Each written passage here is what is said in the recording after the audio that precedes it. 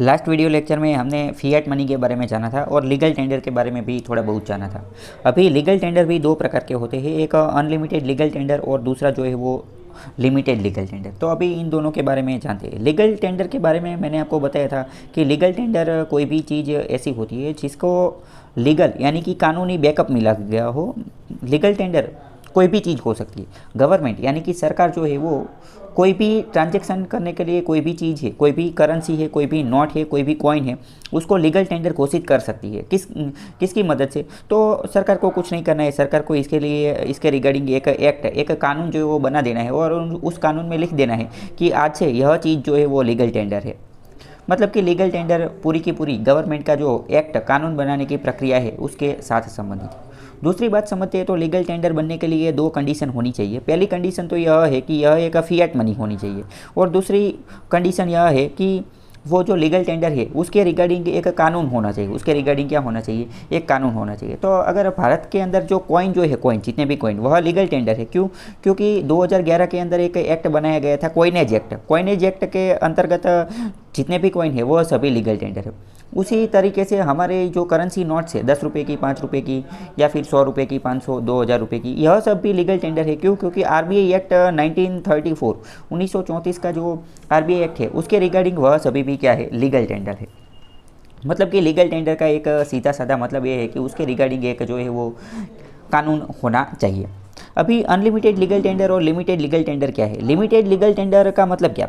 कई बार आपने ऐसा सुना होगा कि कोई इंसान जो है वो BMW खरीदने गया या फिर मर्सिडीज़ खरीदने गया, तो जो सिक्के की पूरी बैग जो है, एक एक रुपये के जो सिक्के हैं वह भर कर गया। या फिर कई बार ऐसा है कि कोई पत्नी है, पत्नी को भरण पोषण के लिए जो हस्बैंड है उसको पैसे देने थे एलिमोनी के लिए, तो वो भी बहुत सारे एक एक रुपये के सिक्के में वो बहुत सारे पैसे ले जाता है और फिर पूरा स्टाफ जो है वो बैठ जाता है उसको गिनने के लिए।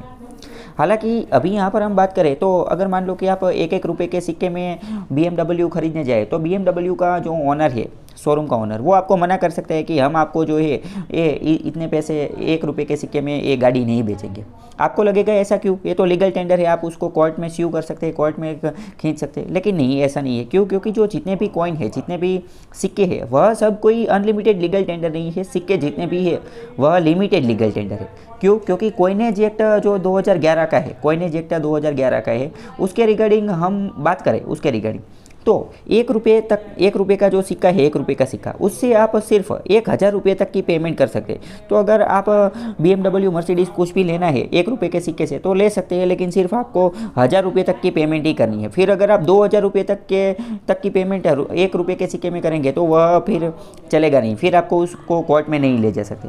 फिर बात करें कि 50 पैसे तक का जो 50 पैसे का जो सिक्का है, 50 पैसे का सिक्का, वो भी भारत के अंदर लीगल टेंडर है, लेकिन उससे सिर्फ आप 10 रुपये तक की पेमेंट कर सकते हैं। 10 रुपये तक की पेमेंट कर, तो मतलब कि अगर कॉइन सिक्के की बात करें तो सिक्के जो है वो लिमिटेड लीगल टेंडर है, क्योंकि उससे मैक्सिमम जो है, मैक्सिमम वो हम 1000 रुपीज़ तक की पेमेंट कर सकते हैं। वो भी 1 रुपये से, 1 रुपये का सिक्का है तो 1000 की, और 50 पैसे का सिक्का है तो 10 रुपये की, और 50 पैसे के नीचे के 10 पैसे के, 20 पैसे के, 25 पैसे के, यह सभी सिक्के जो है वो विड्रॉ कर दिए गए हैं 2011 के कानून से।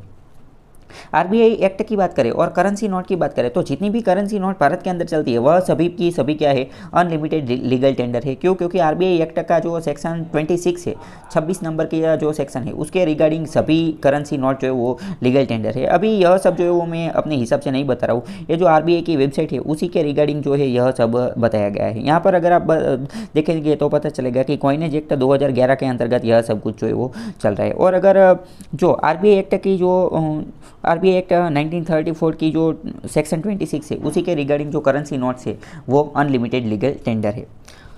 तो इसी तरीके से आपको जो क्वेश्चन जो है वो पूछ सकते हैं, आप यहाँ पर भी देख सकते हैं। यहाँ पर ये जो है वो थोड़ा पुराना अपडेट है, तो 20 और 25 पैसे वो तो अभी हो गई नहीं, क्योंकि उसको निकाल दिया गया है। क्योंकि लिमिटेड लीगल टेंडर के अंदर सबसे बड़ा जो सिक्का जो एक्सेप्ट लीगल टेंडर है वो कौन सा है? 50 पैसा। 50 पैसे से नीचे के सिक्के जो है वो निकाल दिए गए। अभी कुछ क्वेश्चन ट्राई करते हैं।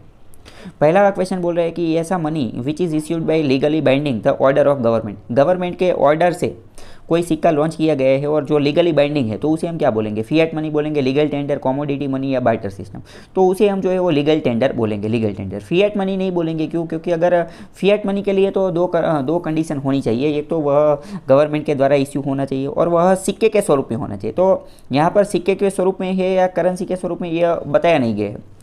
यहाँ पर एक और बात है, अगर मान लो कि ऑप्शन डी ऐसा होता कि ए और बी दोनों सही है, तब हम उसी को टिक करते, क्योंकि तब दोनों ही सही होता है। यहाँ पर ए और बी दोनों सही है, लेकिन अभी ये जो लीगली बाइंडिंग जो दिया गया है उसके रिगार्डिंग जो बी जो है वह ज़्यादा अप्रोप्रिएट रहता है। एक और क्वेश्चन जो है वो देखते हैं, वो क्या बोल रहे हैं कि RBI has the power to issue currency. RBI जो है वो करेंसी नोट इश्यू करती है कौन सी एक्ट के अनुसार, तो आरबीआई एक्ट 1934, अभी हमने आरबीआई की वेबसाइट में ही देख लिया। दूसरा क्वेश्चन है कि नीचे जो दिया गया है उसमें से फिएट मनी कौन नहीं है। फिएट मनी के लिए दो कंडीशन होनी चाहिए, कल ही हमने देख ली थी। ATM card, demand draft, cheque, पहली नज़र से दिखेगा कि ये सभी के सभी जो है वो फिएट मनी है, लेकिन इनमें से एक भी जो है वो फिएट मनी नहीं है। क्यों? क्योंकि फिएट मनी के लिए पहली कंडीशन क्या थी कि वह कॉइन या करेंसी के स्वरूप में होना चाहिए, कॉइन या करेंसी के स्वरूप में। तो ये एटीएम कार्ड कॉइन या करेंसी नहीं है, डिमांड ड्राफ्ट कॉइन या करेंसी नहीं है, चेक भी कॉइन या करेंसी नहीं है। तो मतलब कि जो पहली कंडीशन है वही फुलफिल नहीं करती है, तो फिर फिएट मनी नहीं बनेंगे। दूसरी कंडीशन जो है वो फुलफिल करती है। दूसरी कंडीशन क्या बोलती थी कि यह किसी सेंट्रल बैंक के द्वारा या फिर गवर्नमेंट के द्वारा या फिर किंग के द्वारा या फिर क्वीन के द्वारा इश्यू होने चाहिए। तो ये सभी जो है वो सेंट्रल बैंक के द्वारा इश्यू है। दूसरी कंडीशन फुलफिल है, लेकिन पहले फुलफिल नहीं हो रही, इसीलिए इसमें से एक भी जो है वो फिएट मनी नहीं है। इसी तरीके से आपको जो है वो गुमराह कर लेंगे। दूसरा क्वेश्चन पूछ रहा है कि फिएट मनी जो है हैज़ नो इंट्रिंसिक वैल्यू। जो फिएट मनी होता है उसके अंदर कोई इंट्रिंसिक वैल्यू, आंतरिक मूल्य नहीं होता है। जबकि लीगल टेंडर जो होता है is any currency declared legal by government. Legal tender जो होता है वो एक ऐसी करेंसी होती है, कोई भी करेंसी हो सकती है जो गवर्नमेंट के द्वारा लीगल बताई गई हो। तो दूसरी बात तो सही है।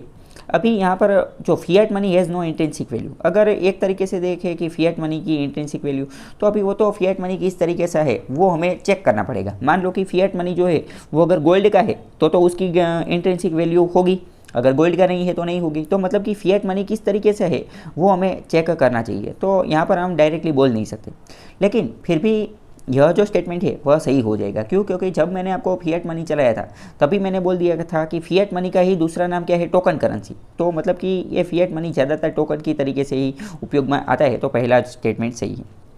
दूसरा बोलते हैं कि government can issue fiat currency and make it a legal tender by setting it as the standard for debt repayment. Government कोई भी फिएट करेंसी है उसको इश्यू कर सकती है और उसको लीगल टेंडर बना सकती है। तो ये भी दूसरा विधान जो है वो भी सही है। तो इस तरीके से आपको जो है वो क्वेश्चन पूछे जा सकते हैं।